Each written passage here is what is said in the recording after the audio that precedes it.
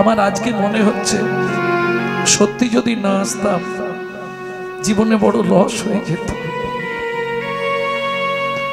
বাংলার মাটিতে বাংলাদেশে যে এহেন ভক্ত আছে আমার জীবনে জানা ছিল না। আমার মনে হয় আপনাদের চরণ ধুলিতে যদি একবার গড়াগড়ি দিতে পারি তাহলে আমার এই মানব জন্মটা ধন্য হয়ে যাবে। তাই গৌর হরিব।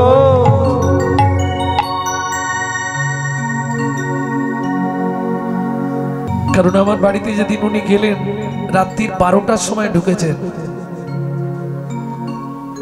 12টার সময় গেছে, একদম মুখটুক শুকনো হয়ে গেছে। কি ব্যাপার, এত দূর থেকে আপনি আসছেন, কি প্রসাদ পাবেন? বললে এখন কিছু পাবো না। না না, ওটি হবে না। কি পেলে আপনার এখন মনটা তৃপ্তি হবে? বলছে একটু যদি গরম অন্ন হয় তাহলে খুব খুশি হব।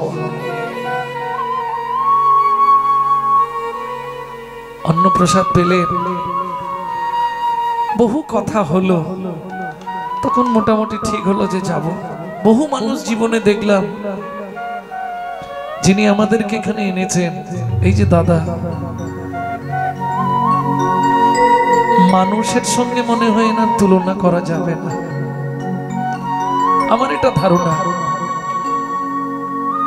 ওনাকে একজন মহামানব বলা যায়, খুব বড় মনের মানুষ। এরা হচ্ছে ভগবানের এক একটা প্রেরিত দূত, যার দ্বারা জগতে হরিনাম সাধন মঙ্গল ঘটছে। নিতাই গৌর।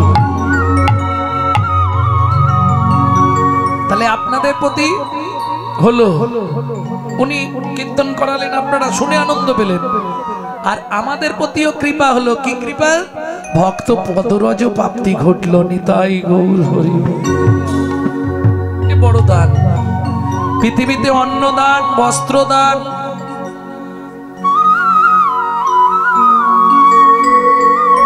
এসে দেখলাম তো কোনোটাই বাকি রাখেন না। অন্নদান করছেন, বস্ত্রদান করছেন, আর সব থেকে মহামূল্যবান গো কোটি দানে গহনে চকাশি, মাগে পয়াগে কোটি কল্পবাসী, সুমেরু সমতুল্য হিরণ্য দানে, নহি তুল্য রাধা শ্রী গোবিন্দ নামে। নিতাই গৌর হরিব।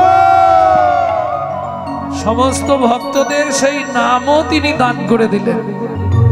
এর থেকে বড় দেওয়া কিছু। সবাই আশীর্বাদ করবেন। তোমরা বৈষ্ণবজন মোর এই নিবেদন, আশীর্বাদ করবেন